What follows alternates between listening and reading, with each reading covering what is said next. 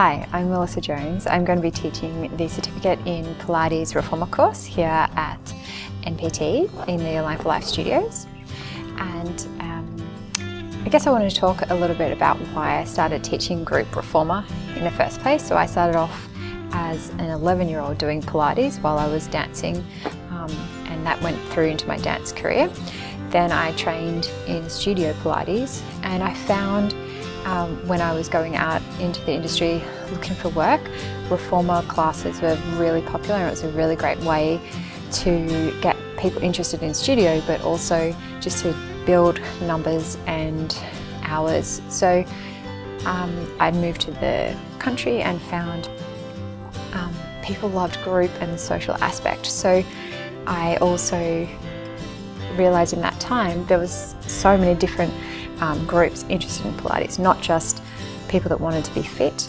So I would have different times of the day I wanted to work that weren't filling, and I was like, what client wants to come in at 10 a.m?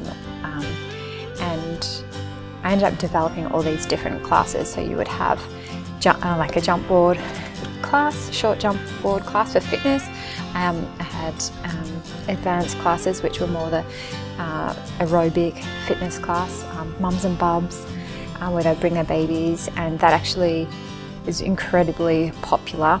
And then often those groups of mums will want to stay together and do a group again because they become close. There'd be at least 3 in a group that stick together and go for a coffee afterwards.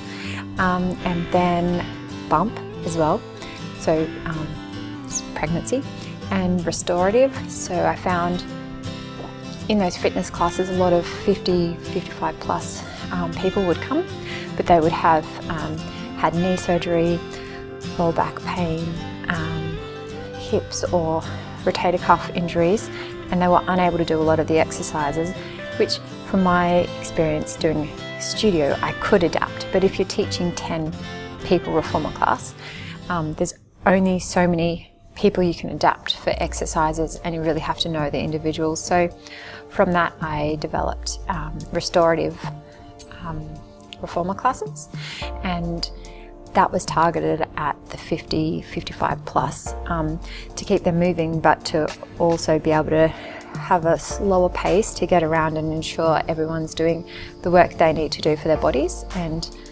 I'd always check in with all the clients to find out what their goals are from the beginning.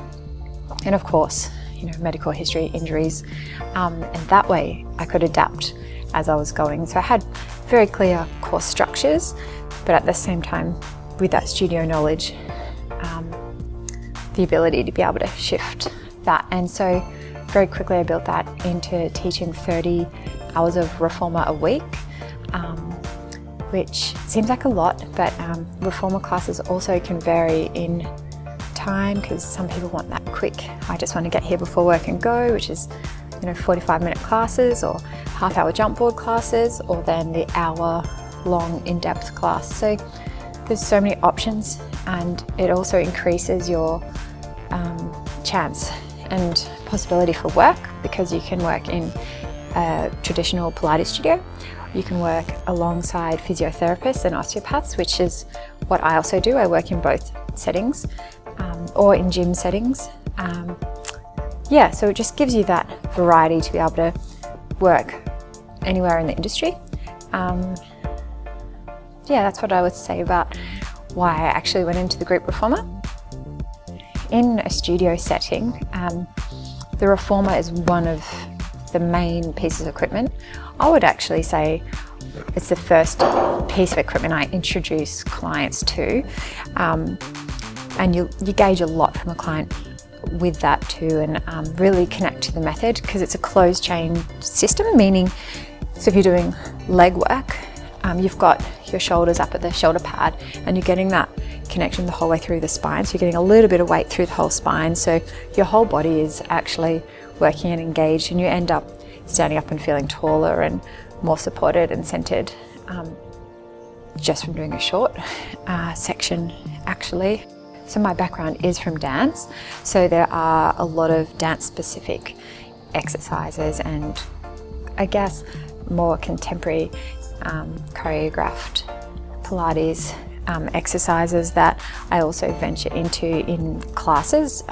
People like to change it up with coordination, and clients really feel like they've achieved something when they're like, oh, that looks impossible, but actually they can really do it. And so I like to throw that in as a little challenge as well.